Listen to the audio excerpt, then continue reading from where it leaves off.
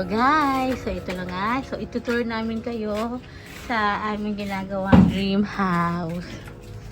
Ayan. Bakit? Update lang. May hagdan na. Ayan guys, so meron na tayong hagdan. Punta ng second floor. So ayan na nga guys. No? Nagkahagdan na kami today.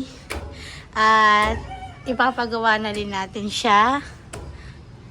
So ito yung itsura ng ating second floor. Ayan. So hopefully bago mag-Christmas matapos na. So matagal din guys na pending. Ayan.